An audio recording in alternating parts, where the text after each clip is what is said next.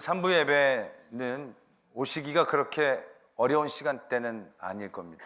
12시 예배니까 푹 주무시고 오셔도 그렇게 어렵지 않은 예배 시간. 그럼에도 불구하고 여러분들은 참 피곤해 보이신다 라는 생각들 갖게 됩니다. 뭐 늘 그렇지 않습니까? 모든 사람들이 늘 피곤한 게 달려있는 시대를 살고 있는 것 같습니다. 초등학교 1학년 아이들도 뭐 좀 얘기하면 자기 피곤하다고, 스트레스 많다고. 애들이 스트레스가 많으니 어른들은 뭐 오죽하겠습니까? 그래서 요즘 사람을 만날 때도 다들 손 꼭 잡고 그윽하게 쳐다보면서 스트레스가 많으시죠? 그러면 다 넘어옵니다. 다 자기의 마음을 알아주는 줄 알아가지고 모두가 다 많으니까요. 그런 시대 가운데 오늘 우리에게 주시는 말씀은 복음입니다. 참 기쁜 말씀이죠. 뛰어가도 곤비치 않고 걸어가도 피곤치 않고 새 힘을 주신다라고 하시는 말씀. 이 말씀이 우리들에게 그대로 실현되어지기를 소망합니다. 우리가 피곤하고 어려울 때는 이 말씀을 들으면 굉장한 용기와 소망함을 갖게 되어지죠. 그런데 오랫동안 피곤이 쌓여있고 누적되어 있는 분들, 이 말씀을 알면서도 이 말씀이 경험되어지지 않는 그런 분들은 오히려 이런 복음들은 우리에게 말씀이 더욱더 큰 괴리감을 느끼게 해주는 말씀으로 다가온다는 것이죠. 그냥 액자 속에 적혀져 있는 말씀처럼 여호와를 앙망하는 자는 새 힘을 얻고 독수리 날개침이 올라가는, 뛰어가도 그럴 수 있겠지, 그러려겠지. 제가 이 말씀을 묵상하면서도 굉장히 저에게도 찔림이 됩니다. 저도 이렇게 교우들에게 그런 얘기를 많이 듣습니다. 목사님 되게 피곤해 보이신다고, 굉장히 힘들어 보이신다고. 그러면 전 내심 괜찮습니다. 왜냐하면 너무 힘이 남아 보이면 노는 것 같아 보이고, 피곤하고 지쳐 보이면 뭘 열심히 하는 것 같이 보여지는 것 같잖아요. 그러니까 그 컨셉 괜찮다는 생각을 하게 됩니다. 그런데 생각해보면 그거 아닌 거예요. 왜? 여호와를 앙망하는 자가 아닌 거죠. 제가 정말로 바른 목회자상은 교인들이 저를 보면, 목사님만 보면은 내가 힘이 솟는다고, 목사님은 어떻게 이렇게 힘이 남아 돌아가는 것 같냐고, 그런 말을 듣는 게 맞다는 거죠. 제가 교우들에게도 선물을 받을 때 보면 홍삼이나 비타민 받는 거, 이거 굉장히 죄악된 거죠. 제가 성도들이 저한테 엽기나 아령이나 이런 걸 선물해 주는 게 제가 제대로 하고 있는 거지, 비실비실해 보여가지고 맨날 약을 먹어야 될 것 같아 보이는, 이게 아니다라는 거죠.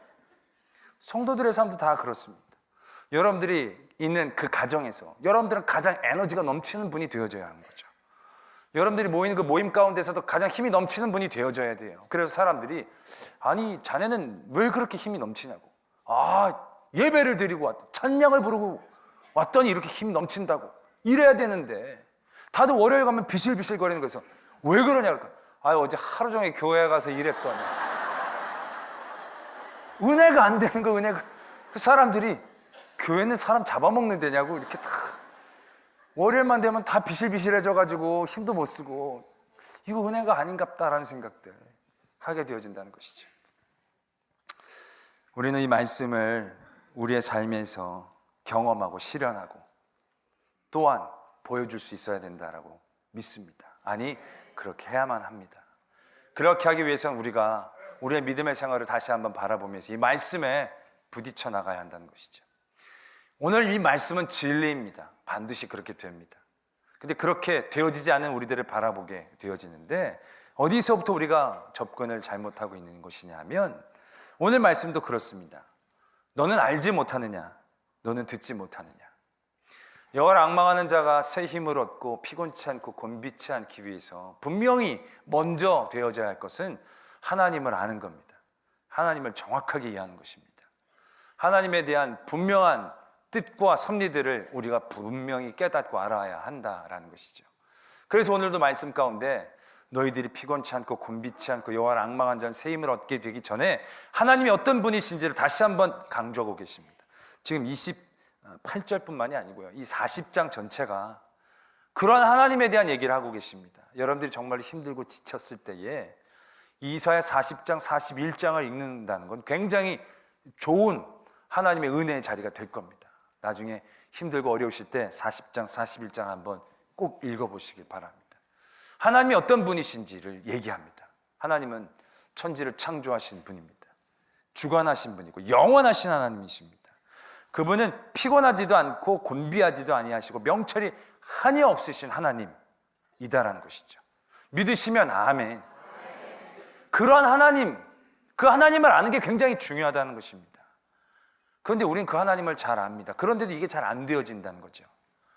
우리가 하나님을 알려고 할 때 우리가 늘 잘못 곡해하는 부분이 있습니다. 우리는 하나님을 늘 이해하려고 합니다. 그런데 하나님을 이해하려고 하면 하나님을 제대로 알 수가 없습니다. 하나님은 하나님이 하신 말씀 그대로를 받아들여야 하는 것이지, 이해하려고 하는 데서 하나님의 모습은 왜곡되어지기 시작합니다.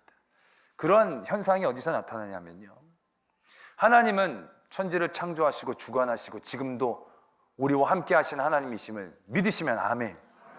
그렇습니다. 하나님은 전능하시고 위대하신 창조주이시지만 우리를 너무 사랑하신 하나님이기 때문에 그 능력으로 우리 한 사람 한 사람을 지금도 바라보고 계시고, 일거수일투족을 하나님께서 다 관리하여 주시고 머리털 하나까지 세실 수 있는 능력을 가지신 하나님이시고 그렇게 하시는 하나님이심을 믿습니다. 그런데 그렇게 우리는 알고 들었는데 우리가 삶으로 이해하고 받아들이는 건 그렇지 않다는 겁니다. 하나님은 전지전능하고 위대하신 하나님, 만물을 주관하신 능력의 하나님이기 때문에 너무 바빠서 우리를 세세하게 보시지 않을 거야. 너무 하실 일들이 많으니까 나를 잘 돌아보시지 않을 거야. 우리가 삶으로 이해하는 하나님은 그렇게 되어진다는 것입니다. 하나님의 전능함이 우리의 모든 삶에 더욱더 깊숙이 개입되어져야 한다는 것을 알지만 우리가 이해하기는 그렇지 않습니다. 전능하신 하나님이고 위대하신 하나님이니까 그것이 더 우리에게 큰 거리감으로 이해하고 있다는 것이지요. 여러분들의 삶을 살 때 어떻습니까? 하나님이 어떤 하나님이신지는 알지만 늘 하나님이 멉니다. 그 능력의 하나님이 나를 일일이 바라보신다는 생각 잘 안 합니다. 아이, 바쁘신데. 괜히 그렇게 생각해요. 이게 무슨 현상입니까? 하나님은 하나님이 말씀해 주신 그대로 받아들이는 게 아니고요, 나의 삶으로 이해하는 겁니다. 우리들이 그렇게 행동하지 않습니까? 나나 친한 어떤 사람들이 자라나가게 되고 그 사람이 크게 되어지고 위대하게 되면 되어질수록 어떻습니까? 능력을 많이 갖추면 갖출수록 거리감이 느껴지잖아요. 바빠지잖아요. 그러니까 나랑 연락할 시간들도 적어지고 챙기기도 어렵고, 우리도 내가 커나가고 자라나고 바빠지게 따라서 옛날에 친근하게 했던 것들을 멀리하게 되어지는 그러한 나의 삶에 대한 이해의 틀을 가지고 하나님을 그냥 받아들이는 겁니다. 그렇게 하나님을 집어넣는 겁니다. 하나님은 우리의 틀로 이해하실 그런 하나님이 아니신데도 말씀은 그렇게 적혀있지만 우리는 그렇게 이해를 하지 않습니다. 이해를 하려고 하니까 하나님 바쁘신데 그렇게 볼 수 있겠어? 그러한 현상이 우리에게 얼마나 큰 위험한 자리로 우리를 이끌고 있는가를 분명히 알아야 한다는 것이죠. 사울이나 다윗, 가룟 유다나 베드로가 그 극명한 차이의 좋은 예일 것입니다. 사울이나 다윗이나 하나님 앞에 죄 지은 건 거의 비슷합니다. 아니, 어떻게 보면 죄질은 다윗이 더 나쁠 수도 있습니다. 그러나 사울은 늘 그의 생각 가운데 하나님을 이해했습니다. 그래서 끝까지 그가 어려움에 처했을 때 불렀던 것은 하나님의 이름이 아니고 사무엘이었습니다. 자기가 생각하고 이해하기에는 이게 용서되기 쉽지 않은 거다라는 얘기죠. 그가 다윗을 잘라내고 다윗을 끝까지 추적했던 그의 마음 가운데에서는 하나님이 자기를 좋게 보실 리가 없다라는 거죠. 그러니까 자기가 하나님께 나가도 자기를 도와주시지 않을 거라는 자기중심적인 하나님의 이해를 하고 있다는 거죠. 그러나 다윗은 다릅니다. 다윗은 자기가 한 것, 자기가 하는 행동들, 그 전에 지었던 것, 그런 거 별로 개의치 않습니다. 그냥 무조건 하나님만 바라보고 나갑니다. 사랑의 하나님, 나를 부르신 하나님, 나를 택하신 하나님, 그 하나님의 이름만을 보면서 그 안으로 무작정 달려나간다는 것이죠. 그런 하나님 믿은 다윗은 기회를 얻을 수 있었습니다. 그러나 사울은 그런 기회조차 스스로가 부르짖지 않았다는 거죠. 가룟 유다도 마찬가지죠. 돈을 돌려주고 그가 어떻게든 해보려고 했었지만 그가 생각하기에도 이거는 하나님 앞에, 예수님 앞에 나간다고 될 게 아니니까 자기가 어떻게 해보려고 해봤지만 거기서 그는 아무 길도 찾을 수 없었다는 것입니다. 그러나 베드로는 자기가 했던 거 뭐 이런 거 상관없이 예수님을 보자마자 그에게 달려갑니다. 그냥 막 달려갑니다. 결국 하나님이 어떠한 하나님이신가를 아는 것, 정확히 아는 것, 그것이 우리가 우리의 삶의 자리에서 피곤함과 곤비함의 자리에서 어떻게 일어설 수 있는가를 결정짓는 굉장히 중요한 요소가 되어진다는 것입니다. 말씀은 계속되어집니다. 피곤한 자에게는 능력을 주시고 무능한 자에게는 힘을 더하시나니. 말씀이 너무 당연하죠. 피곤한 자에게는 능력을 주시고 무능한 자에게는 힘을 더하신다. 그럼 이 말씀 그대로 받아들여야 돼요. 나의 무능함과 피곤함 가운데서도 힘과 능력을 주신 하나님 그대로 받아들여야 되는데 우리는 이것을 그대로 받아들이지 않고요, 이해하려고 합니다. 우리는 이해하려고 하니까 이 말씀이 말씀으로 제대로 다가올 수가 없습니다. 왜냐하면 우리는 안 그렇거든요. 우리는 누군가를 도울 때에도 힘이 없고 연약하고 나약하고 그런 사람이라고 다 도와주지 않습니다. 가능성 있는 사람을 도와주죠.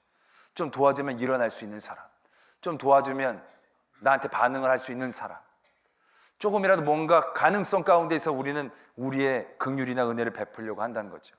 그래서 우리는 늘 하나님의 일들을 이해할 때도 그렇습니다. 내 안에서 어떠한 이유들을 찾아내고 그 이유를 하나님 앞에 내세움으로 하나님의 은혜와 하나님의 능력을 얻으려고 하려고 한다는 거죠. 하나님은 분명히 적고 있지 않습니까? 그냥 피곤한 자, 무능한 자에게 주시는 하나님이시지. 하나님이 무엇을 주실 때에 그 주심의 이유가 하나님에게서부터 시작하는 것이지, 그걸 받는 사람에게 있는 것이 절대 아니다라는 것을 분명히 하고 계신다라는 것입니다. 하나님의 모든 일들이 그랬습니다. 태초부터 지금까지 하나님의 사람들을 택하시고 사용하여 주셔서 하나님의 영광을 받아주셨을 때 그 모든 사람들이 하나님의 은혜와 힘을 힘입었을 때에 그 사람에게서 그 이유가 있었던 것이 아닙니다. 아브라함이 하나님에게 택함 받을 이유가 그에게 있었던 게 아닙니다. 이스라엘 민족들이 똑똑하고 탁월하고 문과 근성이 있어가지고 하나님이 너희들을 택할 만한 이유가 있어서 택한 게 아닙니다. 사도 바울이 공부를 많이 해서 택한 게 아닙니다. 하나님이 정말로 그런 식으로 택하려고 하셨더라면 훨씬 더 훌륭하고 완벽한 사람들을 창조하셔서 택하실 수 있으셨습니다. 예수 믿는 사람들 죽이지도 않았고 성격도 좋고 성품도 좋고 지식도 학식도 많고 그러한 사람을 택하셔서 하나님은 일을 하셨을 것입니다. 그러나 하나님은 그렇게 일하신 하나님이 아니시다라는 얘기죠. 어떠한 땅 가운데에서의 어떠한 이유와 요소들을 찾아내서 그것들을 통하여 하나님의 일들을 쌓는 분이 아닙니다. 하나님의 일은요, 철저히 위에서 아래로 이루어지는 일입니다. 위에서 아래로만 그 일들이 이루어지지 땅의 어떠한 요소들을 붙잡고 일하는 게 아니다라는 겁니다. 30절 말씀이 이렇게 이어지죠. 소년이라도 피곤하며 곤비하며 장정이라도 넘어지며 쓰러지되. 왜 이 얘기를 줬을까? 소년과 장정은 우리가 생각하기에 힘 있는 어떠한 이미지일 겁니다. 모습입니다. 힘 있는 장정들. 그러나 힘 있는 소년과 장정이 하나님의 강함과 피곤치 않음을 표현하는 전부는 절대 아니다라는 거죠. 그런데 사람들은요, 늘 그렇게 원합니다. 하나님 앞에 내게 피곤치 않게 해주세요. 내게 힘을 주세요. 내가 곤비하지 않게 해주세요. 라고 기도하면서도요, 우리가 떠올리는 그림은 내가 장정이 되어지는 그림입니다. 내가 소년이 되어지는 그림으로 상상합니다. 그리고 하나님이 꼭 그렇게만 일해 주셔야 그것이 이루어지는 것처럼 우리는 받아들이려고 합니다. 오늘 28절, 우리 앞저 27절 우리가 읽진 않았지만 27절이 그렇게 시작합니다. 야곱아, 어찌하여 내가 말하며 이스라엘아, 네가 이르기를 내 길은 여호와께 숨겨졌으며 내 송사는 내 하나님께서 벗어난다 하느냐. 쉽게 말하자면 이겁니다. 이스라엘 민족들이 왜 하나님 우리를 버리셨습니까? 왜 우리가 간구하고 외치는 소리를 듣지 아니하십니까? 이스라엘 민족이 그렇게 얘기를 한다는 거예요. 왜? 그들의 많은 어려움과 고통의 자리가 있었으니까. 굉장히 하나님을 불렀고 하나님을 부르짖으면 하나님이 회복시켜 주신다고 했는데 그게 안 되어지는 거죠. 왜 우리를 숨겼냐는 거죠. 왜 우리를 듣지 않았냐는 거지요. 그러나 그렇게 얘기하는 그 백성들 앞에 하나님이 분명히 얘기하신다는 거죠. 나를 제대로 알아라는 거죠. 너희들이 생각하는 그것이 하나님이라고 생각하지 말라는 것입니다. 너희들이 생각하는 방법이 하나님의 방법이다라고 그것만 바라보고 있지 말라는 겁니다. 소년과 장정이 피곤하고 곤비하지 않은 대명사처럼 보여지지 말라는 거죠. 그거 아니다라는 겁니다. 너희들이 장정이 되어지고 소년이 되어지는 것이 하나님이 계심과 하나님의 살아계심의 증거가 되어진 전부가 되는 게 아니다라는 겁니다. 장정이 힘이 있어봐야 얼마나 힘이 있겠습니까? 저희 제자 중에 재범이가 있습니다. 유도 금메달리스트 재범이. 저한테 까불면 제가 전화할 겁니다. 그 친구 태능선수촌에 제가 한번 신방을 간 적이 있는데요, 유도장이 높이가 높습니다. 벽에 이따만한 동아줄들이 이렇게 쭉 매달려 있는데요, 선수들은 그걸 팔 힘으로만 올라간다고 합니다. 팔 힘으로만. 우리가 같이 신방 갔던 사람들이 좀 해보려고 하는데요, 딱 잡고 그 다음 손 떼기가 어렵습니다, 우리들은. 그런데 그 친구들은 발로 이거 딛는 것도 아니고요, 해봤어야 알죠, 다들 이거. 그게 얼마나 힘든지. 밧줄을 손 힘으로만, 그게 온 근육을 이렇게 툭툭툭 치면서 올라가야 된다고 그러더라고요. 그래서 한번 해보라고 그랬더니 진짜 우리가 걷는 것처럼 속도로 빨리 올라가는 거, 그 위까지 탁탁탁탁 올라가더니 탁탁탁탁 내려오는 거. 힘이 그렇게 장사할 수 없어요. 그런데 그 친구도 시합 때 보면요, 결승 올라가기도 전에요, 준결승에서부터 헉헉대는 걸 볼 수 있습니다. 힘이 없어가지고 이런 걸 볼 수 있다는 거죠. 지치지 않을 것 같은 힘. 그러나 그렇지 않습니다.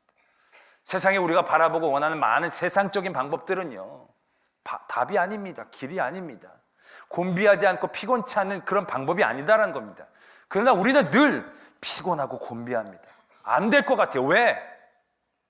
늘 밑만 보기 때문에 그래요.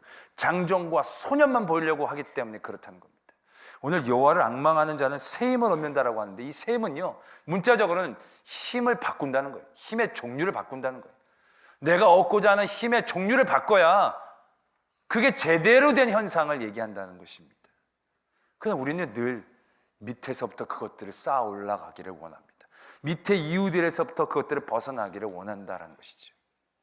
밑에서부터 그 이유와 가능성들을 찾는데 우리는 늘 애씁니다. 그러나 그것이 얼마나 어리석고 힘든 일인데요. 우리가 요즘 차를 타고 시내를 다니다 보면 높은 건물, 짓고 있는 건물을 보게 됩니다. 그게 우리나라에서 제일 높게 되어지는 건물이라고 하는데요, 그게 층수가 123층입니다. 123층. 근데 123층인데요, 높이가 몇 미터이냐 하면요, 555m 밖에 안 되는 거예요. 555m. 지금도 한 3분의 2 좀 넘게 지은 것 같은데, 지금도 굉장히 멀리서도 다 보이잖아요. 다 지으면 굉장히 높지만 그래봐야 555m 밖에 안 되는 거예요. 555m를 뛰면 1분 만에 뛸 수 있어요. 여기서 뛰면 걸으면 3, 4분 만에 갈 수 있는 거리예요. 그렇게 높은 건물이 아니에요. 그런데 그거를 땅바닥에서부터 세우려고 하면 무지하게 힘든 일들이 되어진다는 거예요. 엄청나게 많은 기술과 계획과 물자가 투자가 되어서 몇 년을 쌓아 올려야 555m예요.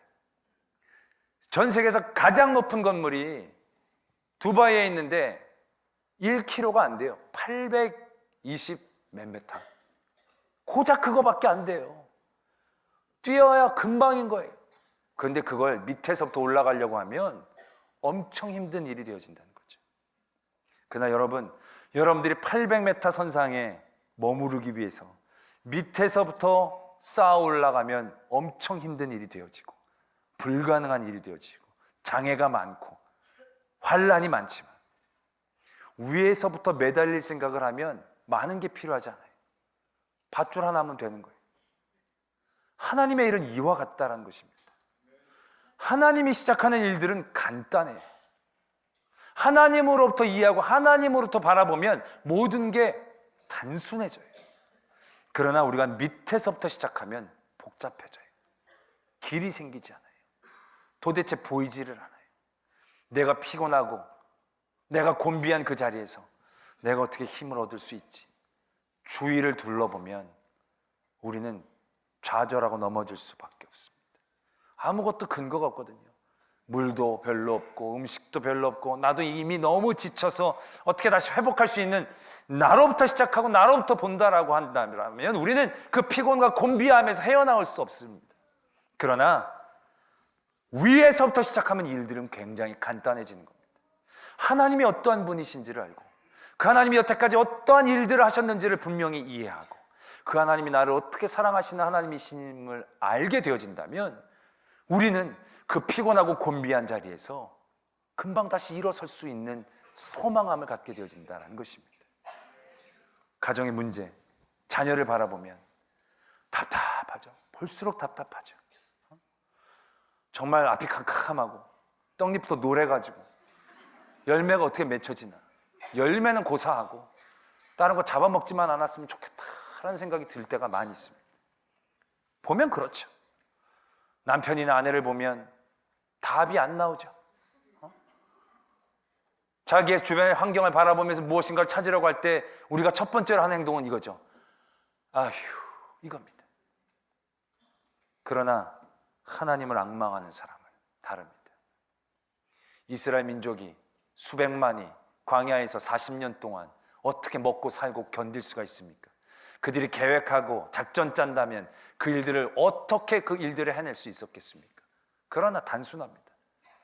천지를 지으신 하나님, 만물을 주관하시는 하나님, 나를 사랑하시는 하나님, 예수 그리스도를 이 땅에 보내주시기까지 나를 사랑하시는 그 하나님에 대한 생각과 하나님에 대한 깨달음이 있다면 우리의 삶의 자리에서 우리는 우리의 피곤함과 곤비함을 딛고 일어설 수 있는 힘을 가지게 되어진다라는 것입니다.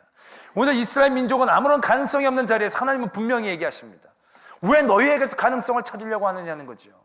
왜 너희에게서 조그만한 이유를 찾으려고 애쓰냐는 거죠. 그게 아니다라는 겁니다. 이사야 41장에 이렇게 말씀하고 계시죠. 두려워하지 말라. 내가 너와 함께함이라. 놀라지 말라. 나는 너의 하나님이 됨이라. 내가 너를 굳세게 하리라. 네가 무슨 이유가 있어서 그런 게 아닙니다. 내가 너의 하나님이 되니까 그렇게 해주겠다는 겁니다. 더 분명하고 극명하게 표현하는 말씀이 41장 14절에 이렇게 적혀져 있습니다. 버러지 같은 너 야곱아, 너희 이스라엘 사람들아, 두려워하지 말라. 나 여호와가 말하노니 내가 너를 도울 것이다. 하나님께서 도우려고 하시는 그 이스라엘에 대한 평가가 가능성 아닙니다. 뭔가 의로움 아닙니다. 하나님도 분명히 얘기하십니다. 버러지 같은 야곱아, 지렁이 같은 야곱아, 너에게서 이유가 있다라면 이미 밟혀주고도 수백 번 밟혀주길 존재였지만 너에게 이유가 있는 게 아니다라는 거죠. 하나님이 너의 하나님이 되어진다는 것입니다. 그러할 때에 그 민족에게 소망이 있고 가능성이 있고 다시금 일어날 수 있는 이유가 있게 되어진다라는 것입니다. 이것이 오늘 하나님께서 이 말씀을 주신 중심이다라는 것입니다. 세상은 늘 시선을 빼앗는 데 집중합니다. 우리에게서 하나님을 바라보고 하나님을 집중하는 데서 그 시선을 빼앗는 게 세상이 애쓰고 힘쓰는 전부입니다. 그러나 그런 가운데에서도 우리가 늘 하나님에게 집중하고 그 하나님을 그대로 믿고 순종하고 따르려고 할 때 내 삶에 나를 묶고 있었던 모든 올가미들이 그렇게 영향력이 없다는 걸 깨닫게 되어질 것입니다. 내 가정적인 환경들, 그게 큰 의미가 없다는 걸 알게 될 것입니다.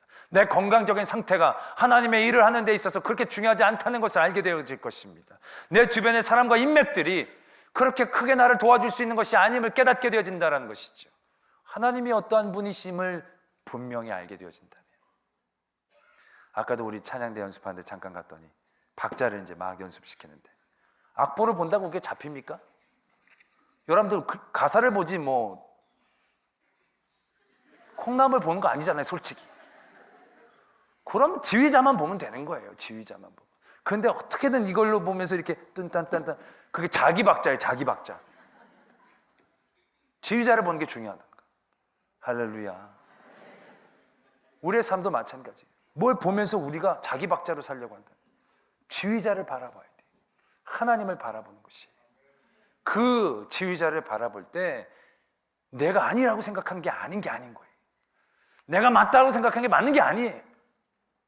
하나님이 맞고 하나님이 아닌 게 아닌 거지. 그러한 앙망함이 우리 모든 삶의 자리에서 나를 피곤케 하고 절망케 하고 나로 스트레스로 누르게 하는 모든 일들 가운데에서 자유함을 주실 줄 믿습니다. 자유함을 얻습니다. 많은 하나님의 사람들이 그 일들을 통하여, 그 방법을 통하여 승리했고 그 승리를 통하여 하나님의 영광이 나타났듯이 저와 여러분들의 모든 삶을 통하여 여호와를 앙망함을 우리가 많은 사람들에게 보여주고 전해주고 독수리의 힘이 무엇인지를 나타낼 수 있는 그런 성도가 되어지기를 소망합니다. 기도하겠습니다.